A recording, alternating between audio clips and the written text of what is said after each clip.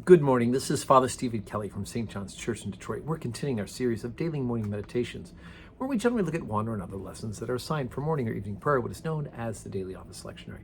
And today I thought we'd deviate from that usual schedule because I want to talk about today's feast day. Because he is one of my favorites, and as you've noticed, I have a lot of favorite saints, don't I? But today is the feast of Saint Jean-Marie Vianney, or Saint John Vianney, also known as the Curé d'Ars. Now, you may have noticed as the various things that are behind me in the background that there's a statue right there of a very holy-looking priest with his hands clasped and his priestly stole and a tippet and stole and a cotta and a cassock.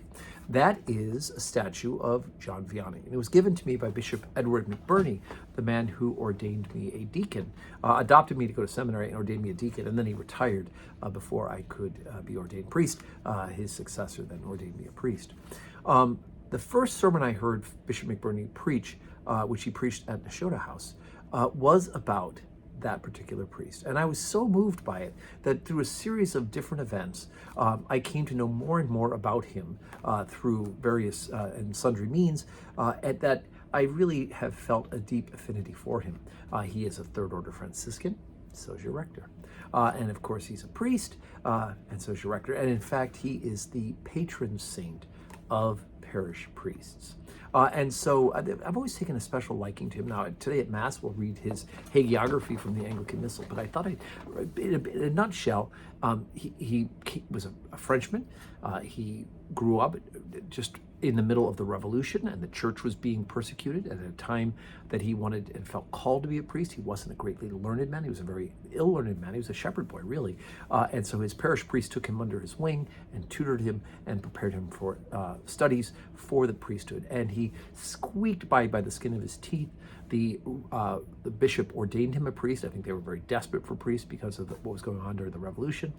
Made him assistant to his own parish priest. I guess that was penance for his sins, for offering him up as a candidate for ordination. And then after a few years, he was given a parish in a small little town where they figured he just wouldn't be able to do much damage to this small town and small church. The sheer force of his holiness, his godliness, and his desire to share and serve Jesus Christ brought a great revival to that town, Ars, and attendance just boomed, and all sorts of amazing miracles we'll talk a little bit about during Mass. But I thought I'd read the story about his arrival in the town of Ars. And this is from this little book about the patron of parish priests from Tan Publishing. It's about 19 miles from Écully, the town he was in, to Ars. And Father Vianney walked the distance together with Mother Biost, who was to be his housekeeper, and with them a friend who drove a cart on which were piled an old wooden bedstand, some clothes, and a few books left to Father Vianney by Father Bali. The day was misty, and the travelers became lost. No one seemed able to direct them. On they went, hoping for the best, until through the haze they saw some young shepherd children. "Please, children, where is Ars?" But the children spoke only a local dialect. "Ars? Ars?" repeated the curé. "Where is Ars?" Finally a boy, Anton Guibert, understood, and he pointed the way. "My young friend," Father Vianney said, "you have shown me the way to Ars. I shall show you the way to heaven." And years later, the first one to follow the curé of Ars to heaven was indeed that young man. So anyway, I love that story. And there's actually, I wish I should have picked it out ahead of time, but there's a statue of that particular meeting place that was erected on that meeting place. And what is wonderful about that is the story of that boy pointing to Ars, and his reaction, of course, is, "Now that you've shown me to Ars, I'm going to show you to heaven." That is the work of a priest.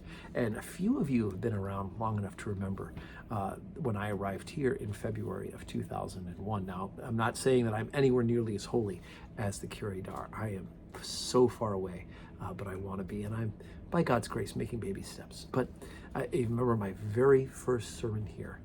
I said to the search committee in the vestry, "Well done, you have shown me the way to St. John's, and now I will show you the way to heaven."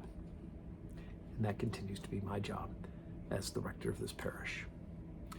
Today is Thursday, 9 o'clock Holy Communion, followed by a benediction of the benediction of Jesus in the Blessed Sacrament. So I do hope that you can join us for worship, either live here at St. John's or where you are watching this meditation online. And may God give you a Thursday that is full of blessings.